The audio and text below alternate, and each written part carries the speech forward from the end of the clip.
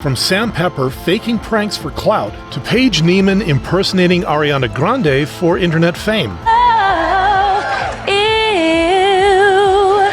Here are 9 YouTubers who sold their souls for views. Starting with TikToker Bivo, whose clout-chasing journey began when the internet noticed something on him that was impossible to unsee. With his audience making fun of his massive ultra-white teeth, Bivo only embraced the attention, even answering questions from them. Listen, they're my real teeth. I might have a filter on, but these are my teeth. But while that resulted in more views, 7 months later, his fame-generating asset would suddenly lose its shine, leading Bivo to put up a GoFundMe where he eventually raised nearly £700, just enough for him to get temporary teeth. But just as Bivo was set to get back on track, 2 months later, he found himself dealing with a personal challenge. Recently become homeless, so I blew up back in January.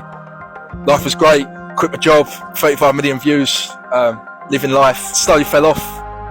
Which everyone does, I've realised that now. Worse, he would also deal with a whole new injury 2 months later, leading concerned fans to donate to his new GoFundMe, only for them to regret it. The shoulder GoFundMe was fake, it was just to trigger people, and it did. It really triggered people, but I just do stuff for views. True enough, despite the backlash, Bivo would take doing stuff for views to a life-threatening level. And with this video earning almost 30 million views, Bivo rode the momentum and kept on posting more eating videos, which eventually led to him being a meme. But just when he was truly blowing up, he would unapologetically expose himself during a stream. The majority of everything you see on TikTok is fake. You could give me an example of fake. Well, I went homeless for one day. I went to stay with Aggie and then I moved back in with my dad. So my mum did kick me out. Oh, so that wasn't real? No, I was homeless. Well, I wasn't homeless. I never was homeless. I thought you was really homeless. No. Oh my! Leaving the internet's trust in him hanging by a thread. But instead of doing better things to turn his career around, Bivo would cut that thread by admitting he was in an open relationship with his OF girlfriend. If I'm a cuck, I'm a cuck, yeah. And even launching a shady project. Would like to announce Bivo Coin. At this point, people were just waiting for Bivo to quit the internet, just like Sam Pepper temporarily did, after facing massive backlash for pulling controversial pranks for views. Hello guys, I'm Sam Pepper. Today I'm going to be pinching girls' bums with my secret hair. I'm not really from here. What the hell? So like a bit further down there, and then... Are you touching my butt? But the internet wasn't laughing. It's not a prank. It's just sexual harassment passed off as entertainment. Despite making headlines for the backlash, Sam stooped to a new low a year later with YouTube's most infamous prank that involved Viners and best friends Sam and Colby. Kobe is in on the prank, and Sam is getting pranked. Let's see how he reacts to his best friend of 5 years being killed in front of him. It's everything I have. But once again, people didn't find it funny. And not only did Sam make headlines, but more than 200,000 people also signed a petition to remove him from YouTube entirely, to which the prankster responded with an unexpected proposition. So I'm going to give everyone the option to delete my channel day one. I started up a GoFundMe with a few goals, a few perks that they could achieve. But this only infuriated the internet, and as the campaign failed, Sam would delete all his social media content in early 2016 and release a statement. First, clarifying that the fake hand ass pinch prank was staged. Of course I know in real life that I can't do that. That's why I faked it, and I asked everyone before I did it, hey, I'm doing this video, I'm gonna come up to you, I'm gonna ask you for directions, I'm gonna pinch your butt. Which was also the case for the other one. The best friend prank, and you know exactly what I'm gonna say now, of course it was fake. Capping it off, he would apologize and promise to make things right. I'm really asking you guys, like, please give me a second chance, and I'll prove to you that I can make content that represents me as a person. Trying to clean up his image, Sam shifted to doing 24-hour challenges, content that surprisingly earned him some positive attention. But just when people thought he'd finally outgrown faking stuff for views, he posted a shady TikTok in 2022. I recently won the lottery, as some of you know. I have a budget of around 10 million to spend on these islands, and they vary in different prices, making people realize that he would never change. The man's adult life is about doing anything for clout. It's sad how desperate people can get for internet attention. Among these desperate people was TikToker Paige Neiman, whose strategy for gaining online attention revolves around impersonating Ariana Grande to a disturbing degree. Bye! Oh, good. 4. Don't count. 3. Oh, I love 3. With her resemblance to Ariana being so uncanny, people immediately got hooked, except for Ariana herself, who found her doppelganger's impressions weird. I just wonder why the cat voice/dialogue. I'm sure she's the sweetest sweet sweetheart for real, but it's definitely bizarre seeing people blend the two worlds. Nevertheless, this attention only fueled Paige to make more Ariana impressions, leading her to gain 5 million followers by 2020. She would also take her impressions up a notch, complete with mannerisms and without the TikTok audio, which she flexed in an interview with Entertainment Tonight. But this time, most fans didn't find it cute anymore. Even Liz Gillies, Ariana's former co-star, was vocal about how disturbing the impersonation was. I'm super creeped out by it, though. She looks too much like her. I'd actually maybe not do it. Alongside that, Ariana would eventually post an Instagram story noting how degraded she felt with the impersonations, with fans certain she was referring to Paige, leading the viral Ariana lookalike to react. I'm used to Ariana shading me, so I'm just here to entertain people. It's not how I really am in real life. Instead of backing off, however, Paige only continued to impersonate the singer, even starring in a music video. Worse, she started an OF account in 2022, claiming she's not cosplaying Ariana on the platform. But the internet didn't let her get away with her lies. And while this eventually resulted in Paige being banned from TikTok, the fans' celebration didn't last long, because in just 2 weeks, the impersonator got back to business, allegedly going as far as to go under the knife to make the resemblance more uncanny. Now, Ariana's fans are still awaiting Paige's ultimate downfall, much like what happened to Braille Skateboarding, a once popular skateboarding channel that began to decline after its founder, Aaron Cairo, sold his soul to a controversial religion. My name is Aaron, I'm a skateboarder, and I'm also a Scientologist. And for a YouTuber who was just starting to get known for his skate tutorials at that time, Aaron claimed the benefits from his ties to the religion. Skateboarding is definitely difficult, it takes a lot of years and a lot of practice.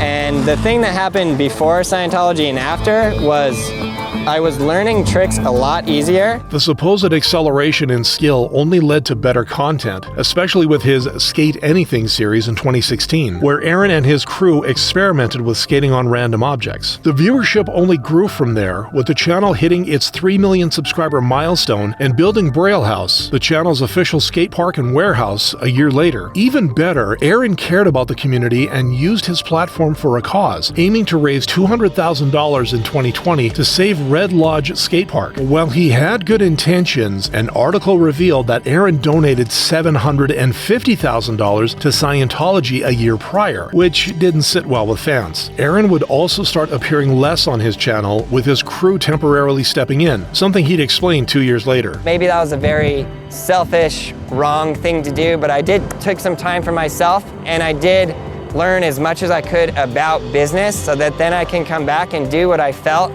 Braille needed to do. But this learning about business only raised everyone's eyebrows when a video about his elevation in his church surfaced. From there, Braille skateboarding went quickly downhill, leading Aaron to shut down the Braille House on July 1st, 2024. Worse, his crew would also leave the channel, later revealing Aaron's behind-the-scenes exploitation. We're getting paid a minimum wage for a channel that's making X amount a month, which doesn't translate at all. And this gave fans more reasons to despise the Scientologist. Imagine working for someone, carrying the channel for $20 an hour. Then you hear that your boss donated $1 million to Scientology. As of 2025, Aaron is still trying to keep his channel alive, but barely reaches 10,000 views. Unlike then family YouTuber Jordan Cheyenne, who ended up abandoning her channel after she was caught manipulating her son for views. Put your head down here.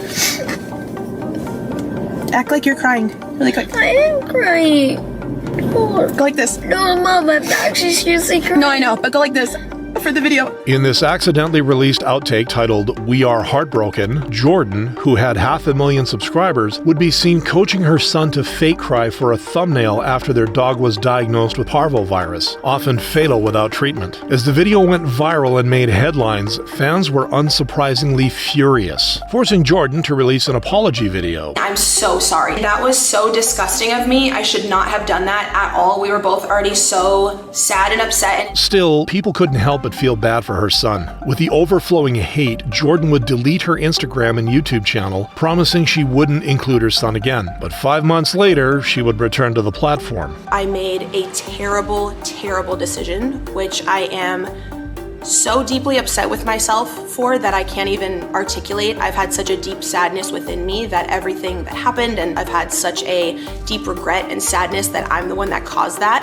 I chose to put my content and making a video ahead of the emotional needs of Christian in that moment. Because it still wasn't well received, she deleted that video too and would focus on Instagram and TikTok, shifting her content into something about manifesting, even selling courses on how to do it. But it didn't take long for people to find it shady, showing how hard it was for fans to trust Jordan again, especially after how she exploited her son. Though not quite as bad as 36-year-old Ash Trevino, who turned her problematic life into content, often at the expense of her two daughters' comfort. Do you think that maybe sometimes she can exploit situations to get views?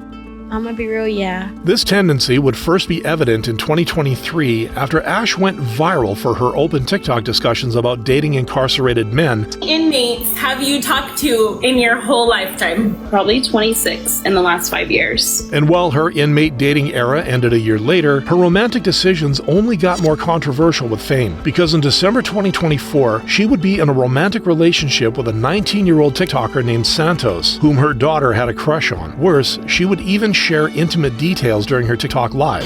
I've already seen his beepee, and he's already seen my nunu. Okay? Much to one of her daughter's disappointment. You need to get off. You're saying stuff that people don't even know. This revelation led to major backlash, sparking the now infamous mass unfollowing campaign at the end of the same year. But Ash didn't just catch heat for who she dated. How she treated her daughters was just as disturbing. You just threw up. Why? You're lying. Mom, I threw up. Why are you dancing? On top of that, Ash admitted to doing horrific things to her eldest daughter, Haley, out of jealousy. Haley literally has been through, like, the bottom of her life. Like, I'm telling you, whenever we lived with her dad, I used to pull her by the hair because I was so mad at her. I feel like he loved her more than he loved me. To which her daughter responded on Camila Araujo's podcast in 2025. There's like nothing to be jealous of. I mean, I am her daughter, and they say I look like her, so there's nothing much different from us. Additionally, she would also reveal how her mother used her sister Evie to get views. Do you think that maybe sometimes she can exploit situations to get views? I'm gonna be real, yeah. But not me, my sister. You've taken her when she was sick and you were begging for money. You said send the Galaxy to know about my baby girl's health when I was in the hospital. Solidifying Ash Trevino's status as TikTok's worst mom, but not quite reaching TikToker's Lovely Peaches territory, who in 2018 stunned the internet by saying something no mother should ever say about their baby. Not only am I Cora's mom, I'm Cora's pimp. I'm going to be selling her for $60 to each man.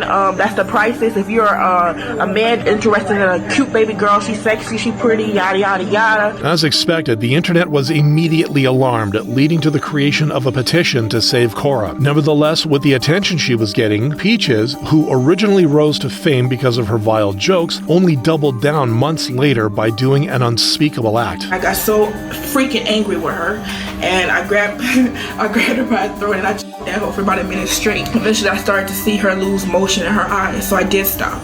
And it wasn't intentional, so it's not my fault. She just wasn't breathing, and I figured I would go to sleep, and this was just all a bad dream. As many people worried, it would be discovered later on that the baby was actually alive and well. It turned out that when Cora was born, Peaches had run away from home, and the baby had been under her grandparents' care. And thanks in part to the petition, authorities launched an investigation into Peaches, ultimately resulting in her losing custody of her daughter in 2020. But just when the internet breathed a sigh of relief, Peaches struck again a year later, this time dragging her dog Max into her antics. Are you ready to be barbatized? Queen Nicki Minaj's perfume. Worse, she would even claim that she took her dog's life, leading outraged viewers to call the authorities. But when they arrived, they were surprised not only to see the dog alive, but also to hear Peach's unhinged explanation. Whose dog? Mine. Why would you make that up? For followers. Rory? For followers? Oh, Patty. As you can see, he's fine. Food right there. What?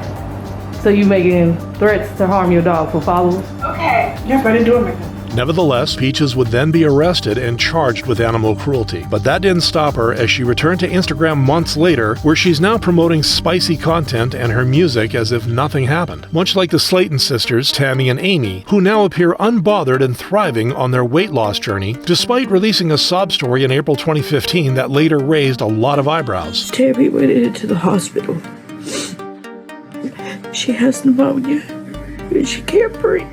If y'all could donate a penny, nickel, dime, I'll be so happy. In a now-deleted video, Amy claimed she needed help covering Tammy's potential funeral expenses, saying the coffin would need to be triple the normal size if her sister didn't make it. At the time, Tammy had reportedly passed out and was on life support for 3 weeks, adding urgency to the plea. The GoFundMe would raise over $800, which Amy promised to put to its intended use. I won't be spending it on anything but the funeral. I just wanted to clarify that. Or I'm going to take it up to the funeral home where it can build interest. I probably will take it to the funeral home and let it build interest. So if something does happen, we have that as a backup plan. But that would change later on when Amy would post a video called Tammy is Home. While everyone was relieved that no funeral happened, this only made the fans curious as to where the donations went. Well, shortly after, Amy changed the GoFundMe to help her find a new place and raise funds for a MacBook Pro instead. But when she uploaded a video showing off her new van, fans' suspicions only grew louder. Hope you can all see where your money's going to. She is scamming everyone, forcing Amy to share the truth of what really happened to all the GoFundMe money. I gave it to my mother, who paid bills with Tammy's bills. Regardless if that's what she used the money for or not, that's what I did with it. I gave it to my mother, who paid bills. Yet despite fans' demands for proof, Amy never provided any receipts. Now, while they made it to mainstream fame on TLC's 1,000-Pound Sisters, the Slaton sisters couldn't fully escape their controversial past. Neither could former Olympian snowboarder Trevor Jacob, who pulled a dangerous stunt for views only to end up in serious trouble. I jumped and I'm like, you just made the biggest mistake of your life. This mistake would unfold in November 2021 when Trevor set out to fly a plane over the Sierra Nevada mountains to spread his late best friend's ashes. At first, his trip was smooth, until something went wrong with the engine. Luckily, Trevor managed to think fast and save himself before the worst happened.